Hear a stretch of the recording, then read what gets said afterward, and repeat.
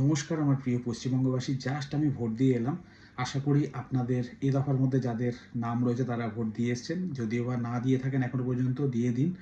আর এবারে ভোট দিতে গিয়ে আমার যে উপলব্ধি হয়েছে সেটাই শেয়ার করবো এই ভিডিওতে। অনেককে বলতে শুনছিলাম, অনেককে চেঁচাতে শুনছিলাম নিউজ চ্যানেলে এসে, এত ফোর্সের কী প্রয়োজন ছিল। অজয় পাল তিনি এসছেন ইউপি থেকে, তাকে আনার কী দরকার ছিল। বেশ কিছু ঘটনা আমাদের সামনে এসেছিল বা হাইলাইট করা হচ্ছিল।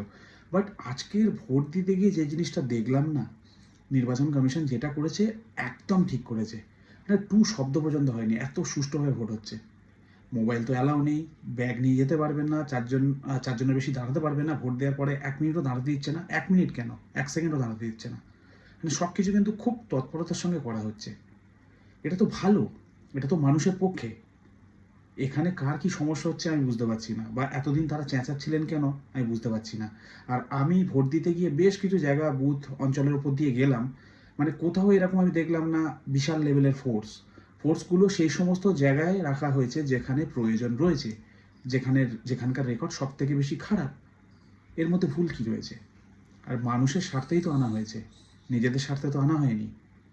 তাই আমাদের সামনে রেজাল্ট রয়েছে।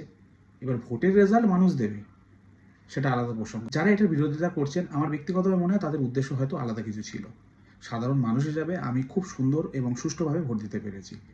আমার থেকে যারা বড় রয়েছেন তারা তো এর আগে অনেক ভোট দিয়েছেন, তারাও একই কথা বলছেন যে এবারের ভোট অন্যরকম ভোট, যেটা মানুষের স্বার্থে হয়েছে। আপনাদের কি মতামত অবশ্যই কমেন্ট করে জানাবেন।